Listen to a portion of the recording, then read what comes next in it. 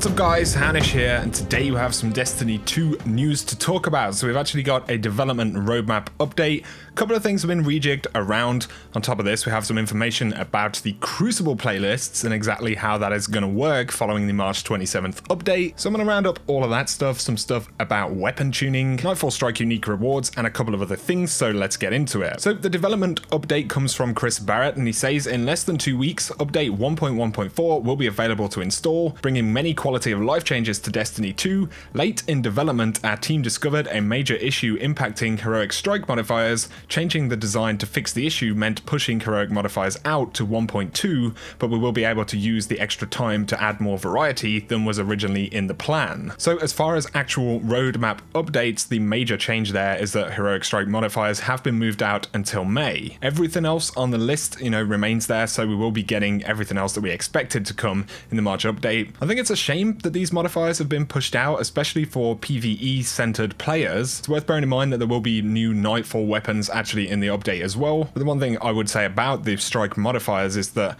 I feel like some of the loot table stuff would need looking at in order to make heroic strikes really, feel awesome on top of those modifiers. So I think worse things could have been pushed back personally, although, like I said, I completely understand players who will be disappointed by this. Chris Barrett does go on to say, starting March 27th, the weekly Crucible playlist will become available to all. This playlist will contain Rumble, Mayhem, Iron Banner 6v6, and here's a calendar for when you can expect these game modes to appear through the week of May the 1st. So we've got March 27th, Rumble, April the 3rd, Mayhem, so that's the following week, April 10th, Iron Banner, so we're not actually getting 6v6 on the 27th, at least from what I can see right here.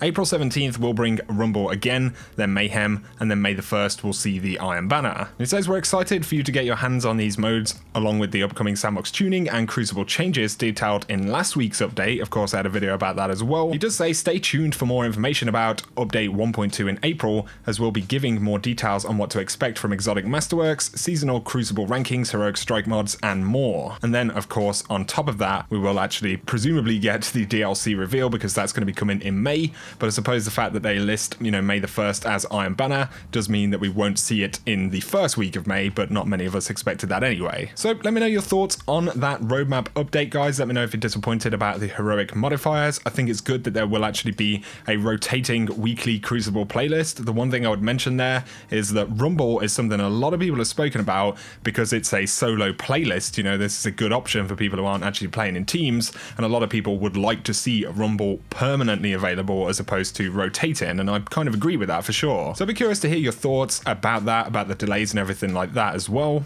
Moving on though, we have a couple more announcements from Bungie. So of course they announced that the faction rally would begin again on the 20th of March and run up till the March 27th update, and then faction rallies are actually going away until Season 3. But because there will be some weapons which will technically not be attainable during Season 2, some folks have asked questions. So somebody said, what about the losing faction weapons? Will we not get a chance to get those? And Cosmo did say they will be added to the pool when faction rally starts up again in Season 3. On top of this, of course, Bungie listed a whole bunch of changes that they want to bring in during Season 3. They basically want the faction rally to be a more meaningful event for the game and to bring more meaningful rewards as well. But of course, Bungie have teased us quite a bit about the Nightfall unique rewards that'll be coming in the 27th update, and there has been some feedback where some folks have said they don't want to see, a whole bunch of this stuff spoiled before it actually gets into the game, because Bungie did assure us that they'd be showing us what this stuff actually looked like. So DMG did say seeing some folks who want the Nightfall Strike uniques to be a surprise, and actually asking for feedback on whether Bungie should show them to the community. I think it's fairly likely that we'll probably see something in next week's update before this actually drops, because of course Bungie want to kind of gauge some interest around this update. Although I do agree that, it should be very, very minimal, if at all, in terms of spoiling anything. So be sure to check out the Bungie forums or DMG on Twitter if you want to give any feedback about that. I'm personally immensely curious to see what these weapons are gonna look like. Back in D1,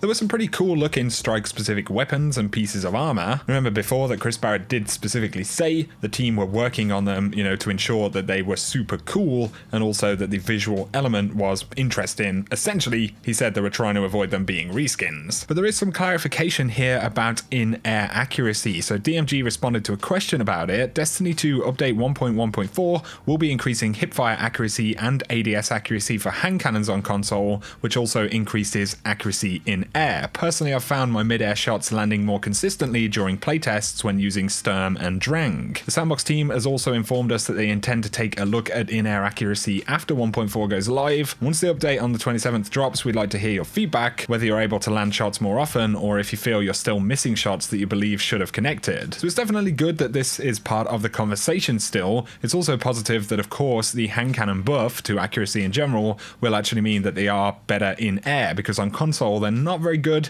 in terms of mid-air accuracy. On PC it is a bit of a different story, but the good thing is for now in terms of hand cannons we should see more consistency. Here we have a few responses to some questions and statements from Cosmo. So the first one is that the game is too easy, particularly the reward system. Bungie needs to address this. Some ideas like toning down legendary or exotic drop rates. I would say roughly 1 exotic per 10 hours of gameplay across all activities. Cosmo did say we're looking at rewards going forward and ways to make them more interesting. Random rolls are brought up a lot by players. Do you think nerfing drop rates of legendaries or exotics wholesale is the way to go? It's a pretty interesting topic in general. Personally, I don't think that they need to, nerf the drop rates a whole ton. I think perhaps in the case of some of the exotic stuff, they could look at tuning that, they could look at more questification, but I think in terms of legendary stuff, we kind of got used to a lot of stuff dropping in Destiny 1. Honestly, by the end, we were getting a ton of loot whenever we completed activities. Of course, that loot always had the potential to be useful though because of random stats and random perks. Cosmo did reiterate that they are working hard on exotic tuning. The current plan of record is to update all of the exotic weapons except Merciless, Telesto, Warcliffe Coil,